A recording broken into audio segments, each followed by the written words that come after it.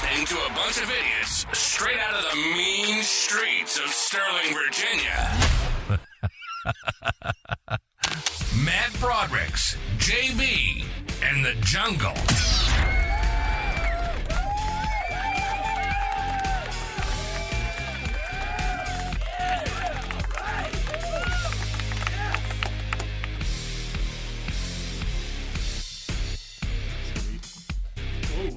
Oh, wow. Look at the...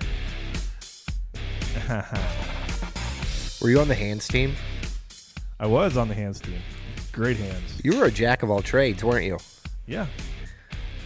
I know you want me to bring it up. Bring up what? I don't know if you were too humble to bring it up, but I was complimenting your stroke yesterday at the brewery. Yeah, in the bathroom. Oh, yeah, the Griller Hill? In the back of my car. Yeah, I've always been able to shoot the rock a little bit. Something you don't lose. Not like your vertical. No, my vertical is horrible still. I tried jumping again. Not good. I don't know if everybody heard the last episode, me trying to jump at the end. God, I can't jump. You should get those, like the boxes. Do like box jumps. Yeah, I'm afraid I'm going to blow out both knees if I do something like that. Mm-hmm. Wouldn't be good. Would not be good at all. Mm-mm. Yeah, I was feeling it yesterday. So there's a brewery close to the house called Harvest Gap, and they've got basketball hoops out in like the playground area. So we were out there shooting some hoops yesterday. My J is pretty wet still. Oh, okay. Well, yeah. I mean, I don't know if I'd go that far. You know you'd go that far with it, but yeah, it was. How late did you guys stay yesterday? Oh, not long after you. Okay, gotcha. We had Mike, our neighbor's little birthday soiree. He turned 34. Happy birthday, Mike. Even though I don't think he listens to the show. Good for him. Yeah, good for him. And we had to leave because we had my dad's, we were going to dinner for my dad's 70th birthday. And my father chose IHOP as the place he wanted to go eat. I'm for it, man. I'm for it. It was good. It was good. Nothing wrong with IHOP. I had some, and it was at 4:00 too, by the way, early bird special. But I had the eggs Benedict with bacon jam. Little hollandaise. Yeah, I'm a big fan of. Recently, I've really gotten into bacon jam. I'm all for bacon jam. You know, there's it's called cowboy jelly, and it's very similar to a bacon jam. And it's gay. It is. It's only gay if I slather it all over my partner. Yeah. Now I'm listening. Which I do. Cool. Yeah, but it's good. First thing I want to talk about, and I know everybody. Well, I said this story to a bunch of people. The revelations have come out. There was an ex-WWE employee, people screaming upstairs, who is suing the company and Vince McMahon. And the details of what she's suing them for and the relationship between her and Vince came out. And the details are very salacious, if not horrifying. Are you a wrestling fan first? All right. So I used to be. As a child or like? Right, so here's my history with wrestling. Okay. As a child, I watched of course. Like everybody, because that was like when I was a kid, it was like fucking Hogan, Macho Man, Andre the Giant, all that stuff. Yep. Then as I got into my teens, I tapered off. Yep. But then when I was in my early 20s, I was watching again, but I wasn't watching WWE. I was watching WCW. This was when I watched it. I was a child. Yeah, you were still a child then.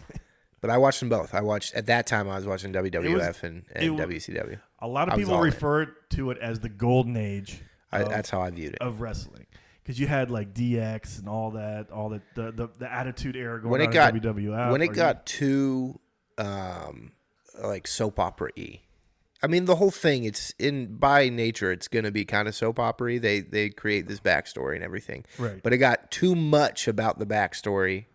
And then it got it was weird because it was geared towards kids, but it got really PG-13, R-rated, with when it got to the Ho Train. Who the fuck? The Ho Train? That was The Godfather. The Godfather, yeah. I remember that was kind of towards the end of when I was watching it, and I was still young, and we were watching it. And it felt uncomfortable to watch it with my parents, and it was like, oh, now we're done watching it. So the WDE was a little bit bigger on like the Ho Train and the bitches, and let me see them puppies. Yeah. DX and the whole DX suck it. Yeah. Suck it. WCW was kind of like that, but they had Sting, and Sting was like had the whole the Crow, like it was when he debuted the Crow. Oh yeah. Persona, and they had the Wolfpack and Kevin Nash. And that was WCW. Yeah. Oh yeah, that was strong. And then they had the NWO Wolfpack. Yeah. Yes. The Splinter Cell of the Hogan went over. Hollywood Hogan. Yep.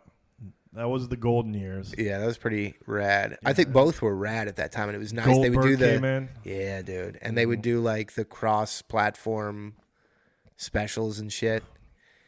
And it was I loved. My favorites were Shawn Michaels. Yeah, Heartbreak Kid, Diamond Dallas Page, DDP, Undertaker. DDP had the worst motto though of all time. You remember what it was? I don't. Because his theme song was like "Smells Like Teen Spirit." Teen Spirit.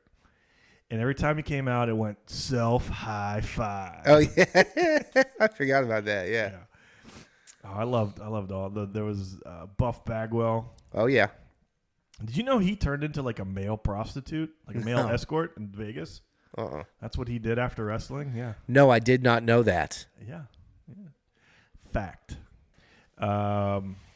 But after WCW was bought by the WWE and they pretty much stripped it, got rid of it, I stopped watching. And then there was about a 15-year period where I didn't really watch that much. And then when I was working at nights, and like Monday night, there was like, especially during like when football season wasn't on, there was like, I'm at work and I'm like, there's nothing on but wrestling. So I started watching again a little bit. Yeah. So for about maybe 2 or 3 years, like 5-6 years ago, I got back into it a little bit, and I became like a Randy Orton RKO fan. See, I don't know. I know a little bit of it just because I have a special needs brother, and wrestling is very popular in that community. It is, yes. And he fills me in every Tuesday on what happened. Oh, really? On Raw the day before. I'm pretty sure, correct me if I'm wrong, but I'm pretty sure Shane Gillis has a whole thing about special needs people and wrestling. When he talks about coaching Special Olympics. Right, but I think I saw him doing a bit about how people with special needs, people, with like Downs, are the biggest. He talks about it in that bit. When he was coaching Special Olympics, he was like, these guys love two things. Yeah. John Cena and boobs and titties. Yeah. It's fucking hysterical. And it's also spot on. Yes. From my experience too, that is it, dude. So you get a recap every Tuesday? Yeah, just about. I should, if I was a better listener. Yeah. I would have something to share about what's going on currently, but I just kind of let him go. Well, I know one of our listeners, Todd, is a big wrestling guy still. He could fill us in on everything. So I know he's going to listen to this. You should have phoned him. You should have had him come in to talk about this topic. Oh, yeah, that's a good thing. He's a church guy, so I think he might be at church since we're doing this on a Sunday afternoon. It's 1:20, Matt. Have you ever gone to church in your life? It's over, dude. Small child, I did. Yeah. Not a big religious guy. But going back to the main story here, if you know anything about wrestling, even if you don't, there's one thing that everybody pretty much knows, and it's like everybody knows it, and it's that Vince McMahon is a fucking scumbag. Yes. He played one like on TV, like his persona was, Vinnie Mac, the owner, whatever, and he was a real jerk. But everybody knew behind the scenes it was pretty much the same thing. But now we really know. Were you surprised at all? No, I was not surprised at all. No, it's kind of hilarious. Like, I love a funny kink, and it makes it more funny that we're talking about adults. Yeah, but it is a wild kink. So if anybody who has not read the details of it yet, so there was a young lady that lived in Vince's building who was, from what I took from the story, she was taking care of her sick parents. Her parents both passed away, and she was looking for a job, looking for something to do. And Vince, she knew him from being in the same building, knew Vince, and he gave her a job there. And basically, her job ended up being Vince and his right-hand man. This is all allegedly. This is what's in the lawsuit. She ended up just being like their sex toy. So the name that I saw was Laurinaitis, right? Yes. Is that the Laurinaitis from the fucking Bash Brothers who wore whose son played linebacker at Ohio State? Yeah, his dad. That's him, huh? That's Vinny's best friend / right-hand man. So Vinny and Bash this guy, Brothers, right? Maybe the Road Warriors? Road Warriors, yeah. Yes. I don't know. There was like Axe and Smash. That might have been Demolition. I mean, Todd will get us straightened on that. But Hawk and it was Hawk and Animal maybe were the Road Warriors. Yeah. And I don't know which one he was. So one of those is Laurinaitis. Yes. He was Vince's right-hand man. Yes. And this woman was kind of just a sex toy for the two of them and a bunch of others. Yeah. Vince would offer her as like a sex toy to people. Like part of the contract, hey, if you come on, she's going to do whatever you want. You can do whatever you want to this chick. Yeah, which is wild. And it's also alleged. By the way, this isn't where it's funny to me. None of this is funny to me. Yeah. We'll get into the spicy details. But apparently, allegedly, Brock Lesnar was used as a perk in his contract that he could do whatever he wanted to this girl, which is weird. Wild. So Vince and this guy, Laurinaitis, would often double team her on the regular. And these text messages from Vince are just fucking explicit. Explicit, outrageous, just about what he's going to do. So she was ordered to have sex with Laurinaitis every morning before work and then in the afternoon at work. And this is just the tip of the iceberg. How much was she making, you think? I don't even know. But apparently he was like giving her lavish gifts and cars and money and stuff. And I don't know about I don't know if she had like a real job other than she had a title there. I don't know if she was actually doing anything other than being a sex slave for these guys. And there was a story that I think it was Laurinaitis and Vince were double teaming her. Vince then defecated on her head and then said, "You finish him off, I'm going to take a shower." And then made her sit there with shit on her head and finish off the other guy. Wild. Is that part of the fun? Yeah. So that really got me thinking, what's your number? What? Oh, to have somebody for do what that? amount would you be comfortable with somebody going poo-poo on your head? I mean, it's got to be life change. Would you even have a number? It's probably lower than one. If you're saying life changing, well, I guess maybe it's not. Like not a lot is life changing to me. I would say it's a one-off. Here's some one-off? details. Okay. It's a one-off. Okay. Unless you want to enter into like some sort of multi-year contract, that's up to you. Okay. This is your contract to write. It's not somebody that you interact with on a day-to-day basis. Okay. There's no telling what consistency amount. That's of course that's nature. It's going to be. Yeah. Maybe you get information about what they had for dinner. I wouldn't even want to know. Just do it. Yeah. Yeah. The less I know about it, the better. Yeah. My number. It has. You got to think though. What is your number that you never have to work another day in your life? I'm not doing it for that number. I'm doing it for. There's work I need to do at the house, and if I can get that knocked out with like a. Well, I got a lot of stuff I got to take care of. A little poo-poo head. So probably 100,000. Oh man, I was thinking 20 million. 20 million, dude. To have a fucking Vince McMahon shit on my head. Is that trauma? You think that you're gonna have to, if you engage in this as like hold on. Who knows? I guess, yeah. Who knows? I think it would be. Is it going to be reported in the news that Vince did this to me? That's the big thing. If it's done in private, and nobody knows about it, the number's a lot lower. I don't care as much. I don't care. I don't want my parents and everybody. It'd be a hilarious conversation to have with your parents. Other parents at the bus stop waiting for kids. Matt, what the hell's going on here? Yeah. Oh man. No, nobody. It's not going to come out. Let's just say that. That's part of the deal. Not coming out. You tell whoever you want to tell. My number is $1 million then, because I know he has it. He's going to pay me $1 million, and he can shit on my head. Yeah, maybe I'm lowballing. Yeah, I think you are. But I'm also not talking about Vince McMahon specifically. You're talking about a random millionaire? Yes. It doesn't have to be a millionaire. Well, they got to have the money to pay you. They could go broke to do this. Okay. This could be very important to them. All right, I'm listening. Okay. All right. Yeah, I think I'm gonna stick at $1 million. You're sticking with $1 million? Yeah. That's fair. I got you down from 20, so I feel pretty good about it.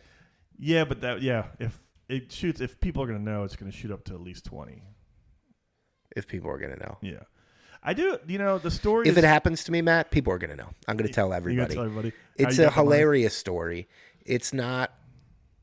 I mean, it's not like I'm getting off on it. Right. It's just kind of hilarious that this person is, and it's. Let's even go step. I'm assuming I'm clothed in this situation, and it's just that.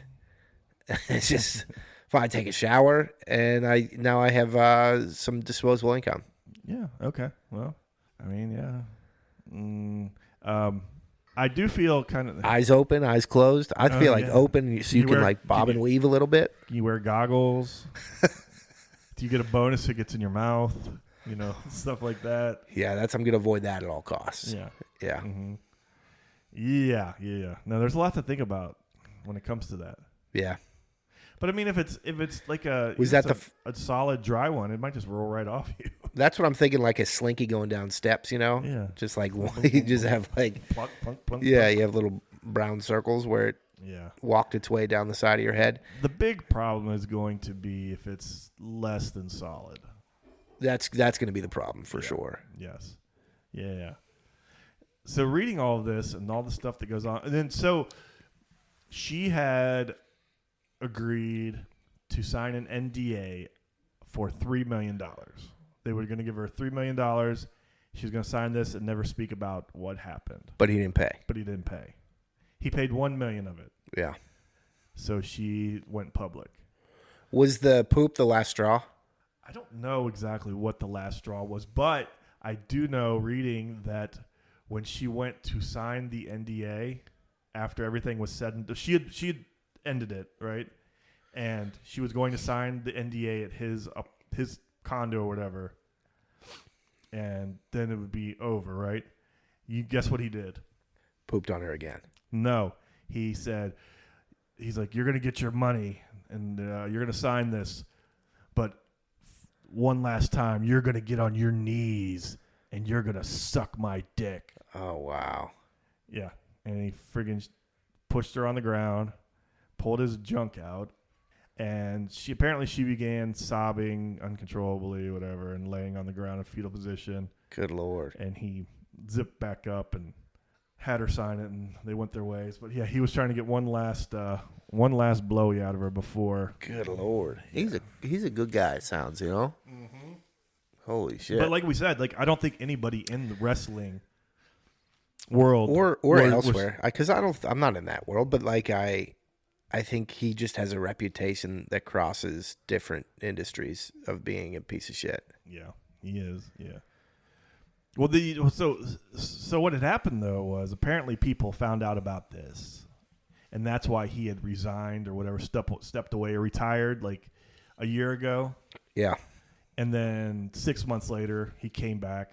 I guess maybe he had that. Maybe I don't know the time. I don't know the exact timeline, but maybe that's when he had her sign the NDA and figured that he was in the clear again, so he's going to go back to running the company. Oh man. Oh, he'd stepped away for a minute. Yeah. Oh, I didn't realize. And that timed up with this. Yeah, he stepped away, and there had been some rumors that there was something going on. Yeah, something was going on. And this was it, you think? Yeah. I think this was it. I wouldn't be surprised if there's more. I mean, if it's this extreme, I imagine there's probably some other hidden things. Well, there were rumors. These are rumors, of course, that he was trading sex with the male, like anybody, women, male, sex with him to get on TV back in the day. I mean, it sounded like in some of the texts, it sounded like he also enjoyed the male variety too. Yeah. He was like an anything goes type of guy. This guy. What do you think about that? Somebody who's like, fuck it, I'll do anything with anyone. Like these, what are they? Is it a pansexual? I think there are options, right? It's the bisexual, which I think is if you're into the figure of the male or female figure, or there's the pansexual, which is you're just into the physical form has no, nothing to contribute. It's just the soul or whatever. And what do you think? Male versus female percentages? 'Cause I think it's probably like 20% of women who are like pansexual, opposed to maybe less than 1%. I don't know. What do you think? I don't know. I don't think I've met one. I think we're too old to have met one. Maybe we have, but they just didn't have a name for it at the time. Do you know? This is gonna be a weird question.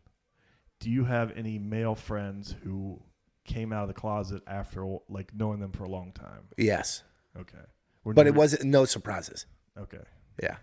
Yeah, we had a friend that we grew up with, and his dad was in the military, so he moved around a lot. He ended up moving to Hawaii. And he came back. It's pretty gay. He's very gay. He's a very nice guy, like him. But like we didn't know at the time when we were kids, calling people gay was normal. We didn't know a lot of gay people. We were kids. We were like, I knew this kid elementary school. So we knew him elementary school through middle school. And right before high school, his dad was assigned somewhere in Hawaii. So he moved to Hawaii. Military. He ended up coming back and visiting. And like 3 or 4 years later when we were like older high schoolers. Yeah. And he was telling us these stories about what he was doing in Hawaii. Oh, he came out in high school. I don't think he officially came out till maybe college, but he was telling us that in Hawaii they were having full on male female orgies. Oh wow! Like on a little buoy, like there was like a lake or water, and like in a little tiki hut somewhere. No, they'd swim out to like this little platform in the water. Okay, like a floating dock type like a deal. floating dock, and they would have orgies out there. Wow. Boys and girls. Oh, man. Yeah. Are you still friends with him? I mean, we're friends on Facebook still. Yeah. I mean, I haven't talked to him in years. But he was always a good guy. But no, like friends. No, like close friends that... No, not that I could think of. I mean, I know a bunch of them are. They just haven't come to terms with it yet. I'm getting there. I'll come around. Yeah. Well, this is good. I mean, we've talked about this for a long time. This is years ago on the podcast. We had this discussion. I think you would probably be more like when I was talking to JP and the Jungle about this. I don't think they could rap. They could.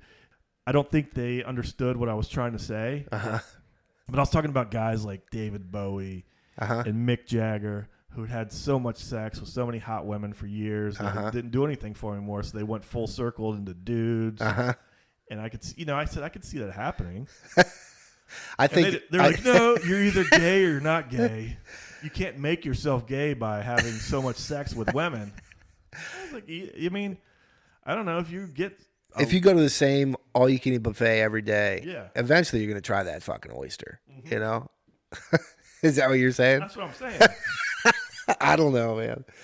I don't know. Not everybody does. I mean, there's but I mean... I think for those guys, too, it was more about, like, there's a lot of drug usage.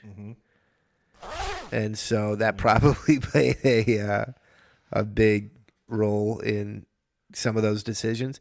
And I also think they were just like artists, like aggressive artists. They were chasing art and they were chasing abstract and they were chasing things that were maybe viewed through like different lenses, and I don't know. I don't know if that had anything to do with it either, but yeah, maybe, yeah.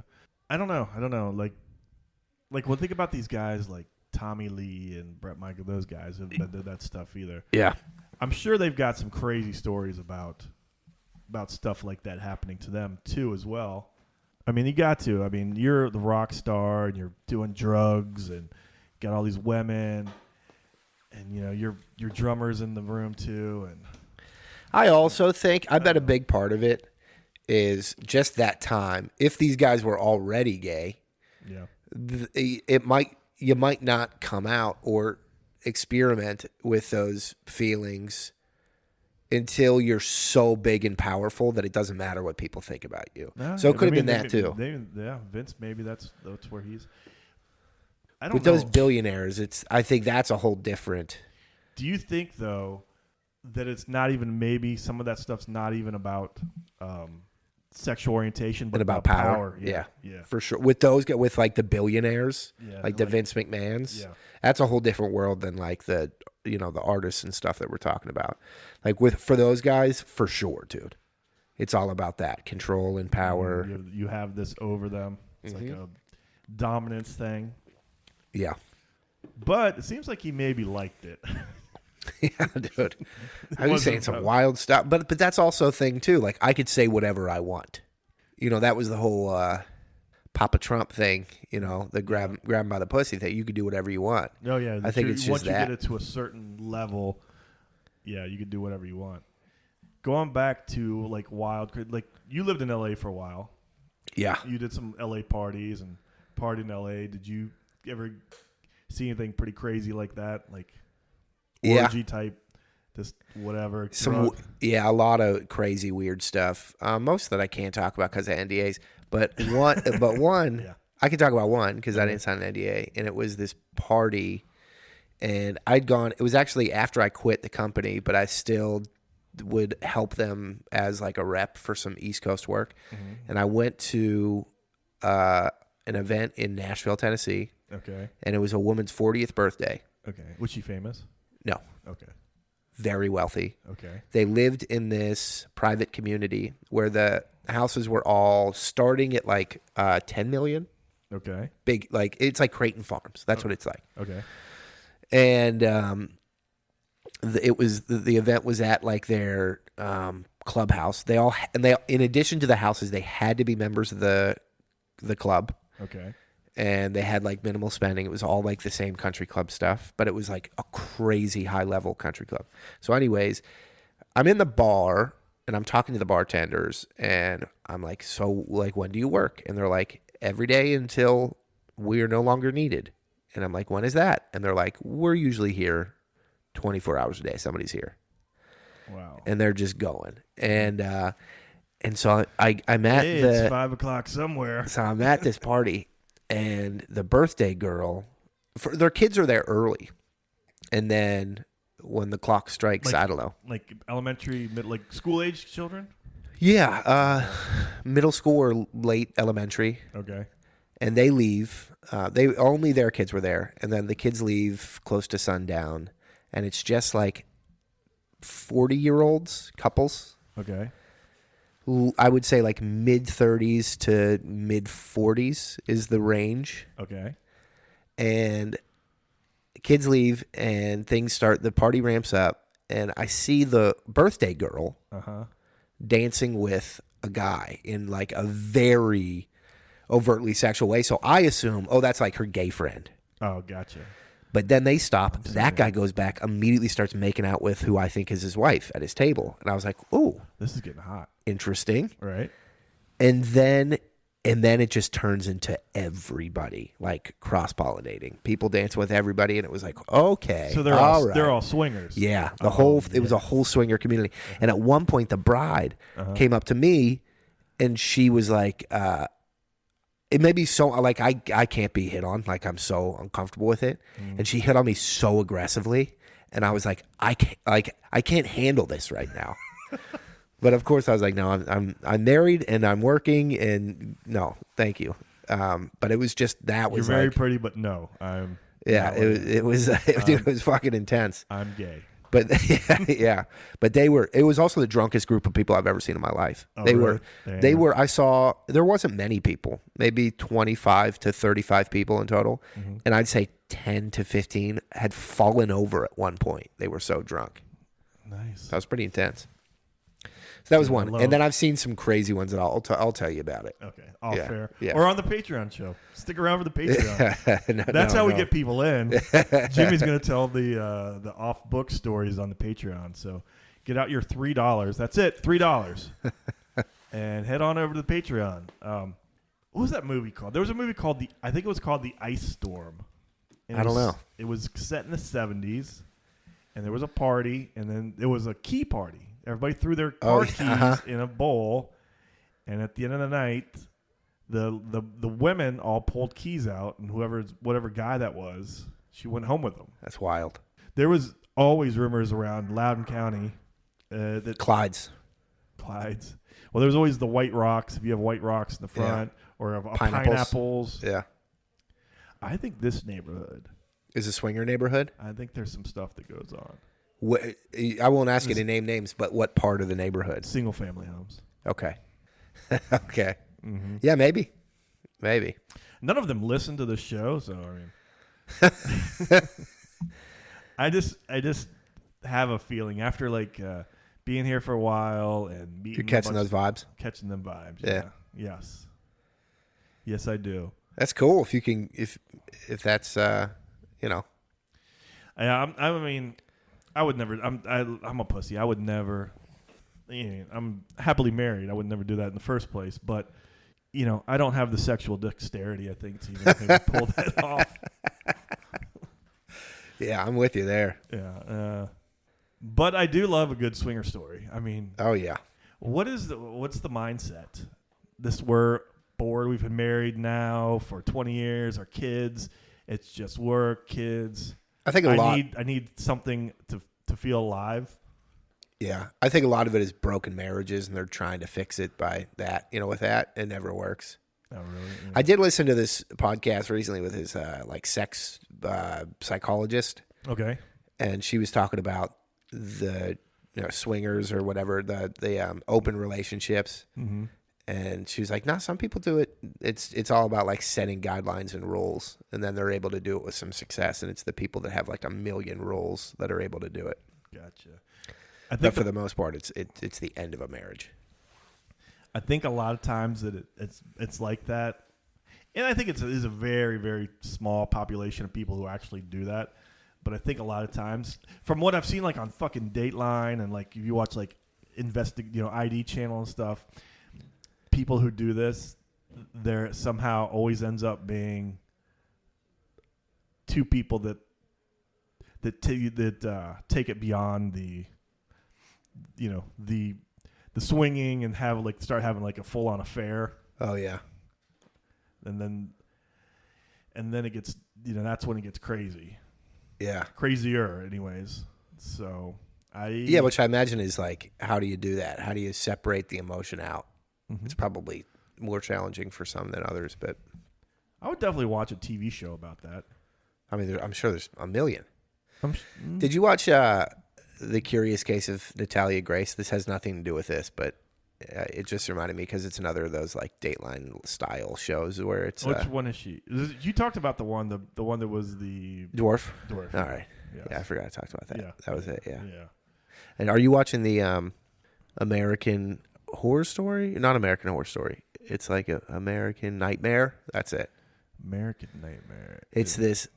I only watched the first episode, and it's this guy calls the cops, and he said, "Hey, my wife was kidnapped last night." Kind of like that, I know what you're talking about. And they're like, "Okay, you're just calling now?"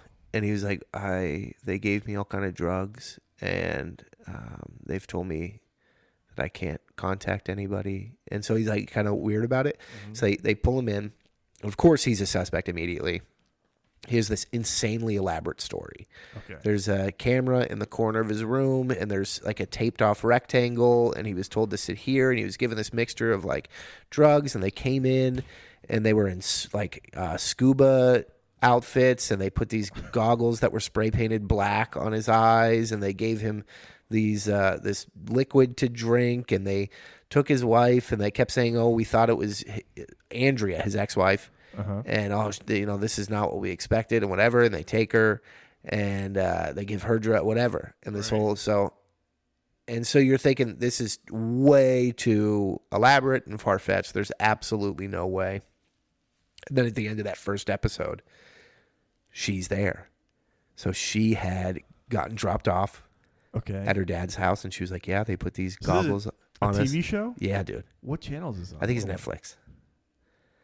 And they're like, yeah, they put these blacked out goggles on me, and they gave me this thing to drink, and they brought me to the cabin. And she has this crazy story that it's all like corroborate. It's fucking fascinating.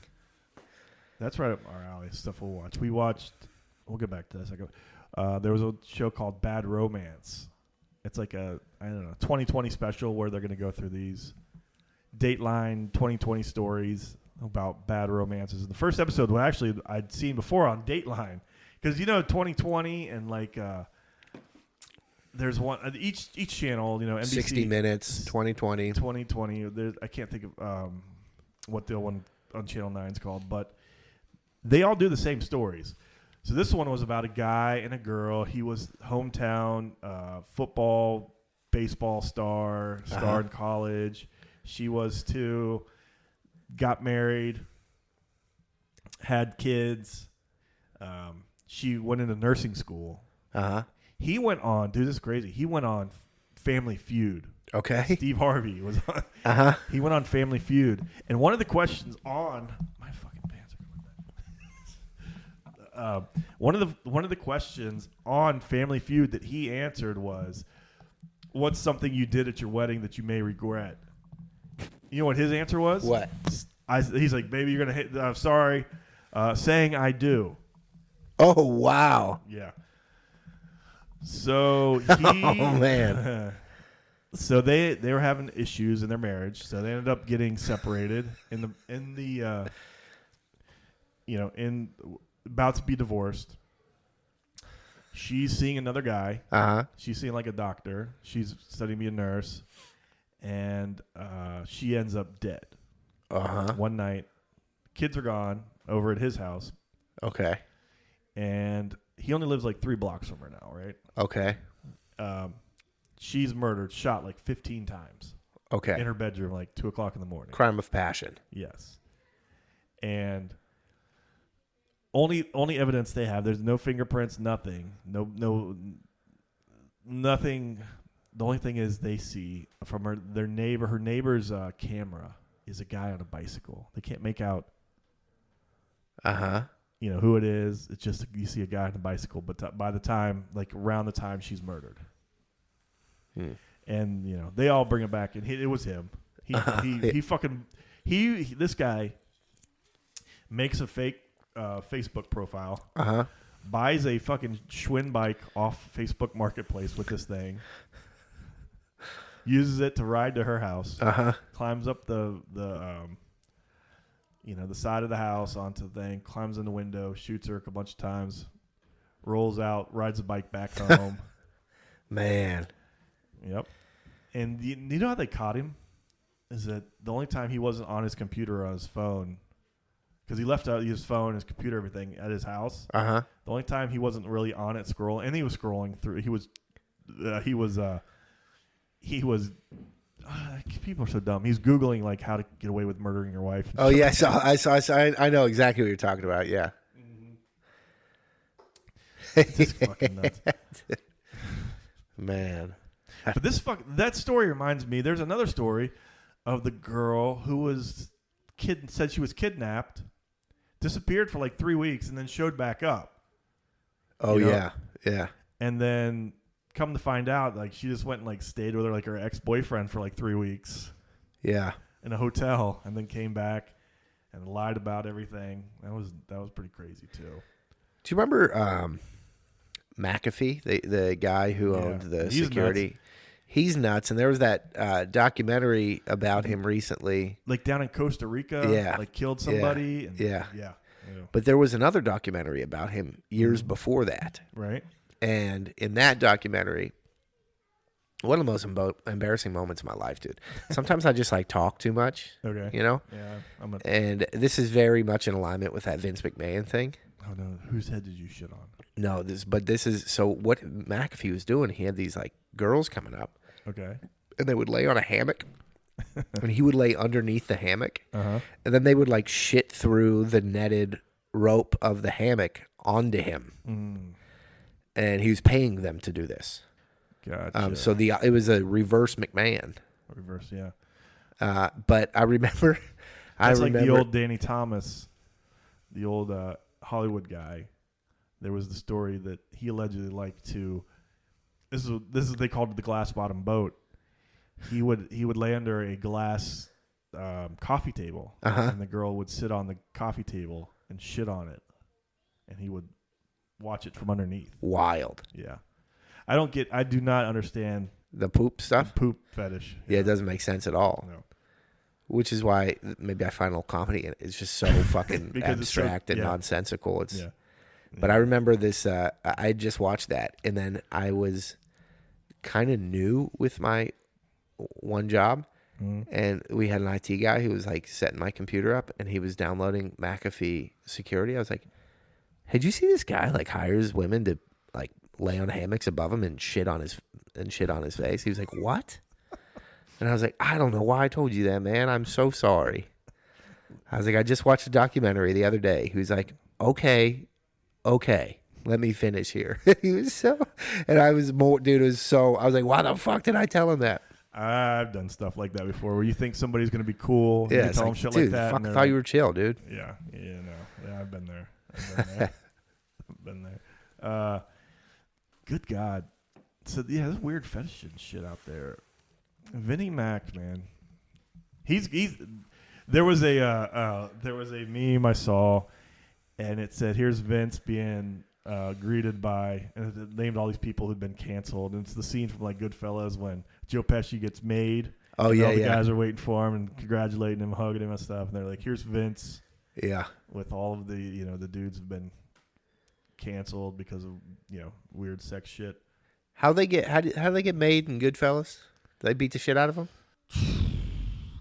I don't remember. I don't remember exactly what it was. Yeah, but he killed before he was made. He killed a made guy, and that's why they whacked him at the end. Him and his brother. Yeah. It's a great movie. Yeah, good gangster movie. Did you see the Irishman? I haven't watched that yet. Yeah, I loved it. Is it good? We gotta talk. It's a whole different thing though. There's a movie I want to see. Melissa watched it without me. I want to know if you've seen it. Because apparently it's got some fucking wild, weird shit in it. Saltburn. Yep. You know exactly what it was. Have you watched it? Yeah. Is it worth watching? Yeah.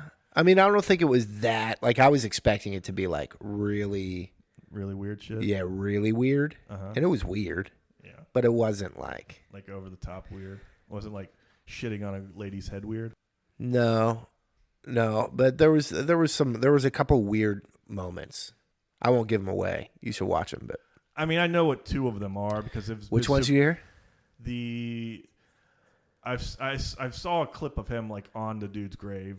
That's the weirdest for sure. And then, yeah. Spoiler alert: if you haven't watched this movie yet, I haven't watched it, so I'm trying to keep knowing anything about it. But I know he drinks the bathwater. Yeah. Yeah, it's gross. Yeah, it's gross. But yeah, he plays a weirdo for sure. All right, but I'm gonna watch it. I was thinking about watching it this morning, and so we could talk about it because I figured you'd probably watched it already. Yeah, it was good. So is it a good movie though overall? Yeah, it's pretty good. Okay, so I'll still watch it. I'll watch it. It's pretty good. I can't watch it at work, but it's good. It's about idolizing wealth, essentially. Gotcha. I started watching a show called Death and Other Details. Oh yeah. With Mandy Patinkin. I saw the preview for it. It's good.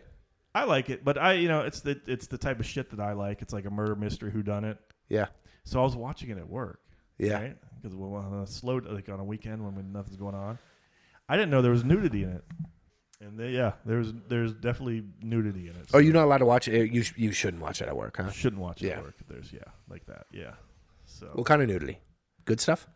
lesbians going at it. It's pretty good. The best stuff. Yeah, and then there's been just boobs, not more than boobs, but boobs. That's pretty cool. Yeah. You ever been on an airplane and you're watching a movie and there's boobs and stuff, and then you feel really embarrassed because like when you're watching a movie on an airplane, it's not just you watching that movie. It's people that are just like periodically peering over at your screen to see what you're watching and all this stuff. No, I'm very cognizant of what I'm watching and before I start watching it. Yeah. So if I'm on a plane, I'll watch something like family friendly. You know, I remember. I haven't been on a plane for a while now. Yeah. But I remember watching like Lost on a plane because I know.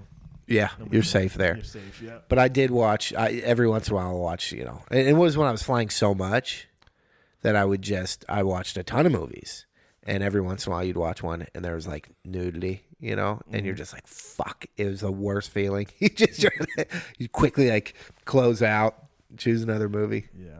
Some people just do it, dude. I'll be on a plane and I'll see a guy catty corner to me, just like eating popcorn and watching some like really intense stuff on his iPad or whatever, just not caring at all. Well, we were watching, what was I watching? Saturday Night Live from last night this morning. And there was a joke on Weekend Update about somebody said, I don't give a fuck. I'll watch Saltburn with my whole family. There was like a viral thing of like watching Saltburn with your family, and how it's weird, and it was like them filming their parents' reactions to. It was kind of funny. It takes a specific kind of family to be comfortable. Do that. I wouldn't do it with my parents. No way, dude. No. That's there's no way. All right. So hey, everybody, if you want, go check out. Is that an hour? Yeah, just about. Oh shit! Because we're gonna try and sneak in another. You got time to sneak in an episode of Patreon? Yeah. Because I want to talk about Jessie Jane dying. Okay. You know she is. Everybody got to know she is, right? So I want to talk about dead porn stars and that stuff. So we're gonna cut this one. I mean, at 50 minutes, it's good. Nobody. If you're still listening at this point, what the fuck are you doing with your life? Yeah, it's pretty bad. I think my buddy Kyle is actually listening to the show again. Hi, Kyle. So, hey, Kyle, join the Patreon. You fucking motherfucker. $3. There's so many episodes up there. If you like this show and you're not on our Patreon for the $3, I know I'm not trying to. I just think there's a lot of good stuff up there, but I'm not begging for it. But whatever. All right, we will be back hopefully next week with another one. I'm trying to get JP. What the JP from the Junkies? No, JB come hang out or the Jungle. Get him out of fucking retirement, whatever the fuck he's doing. Because I got to talk to the Jungle. The Jungle fucking quit Facebook. He told me. I did the same thing. You did? Yeah, I was off it for 15 years, and I just got back on it. Yeah, and you're out again? No, I'm on it, but I don't really. So I didn't like Facebook. I wasn't really on it a whole lot. Matt, you're the mayor of Facebook. No, shut the fuck up. You are. But now I'm on it more than I like to be because at work it is my only lifeline to Melissa. The real world. Oh. Yes. Yeah. Because I don't have cell phones. I can't use the phone because it's a call center basically. I can't be sitting on the phone. Yeah. So I keep I am open all day so I can talk to Melissa during the day and husband wife shit and all that crap. So I'm on Facebook's up most of the time. Yeah. So I see all it's garbage. Yeah. But it is what it is. All right. Love you guys. We will see you next week. Gunsmoke. Until next time, Gunsmoke.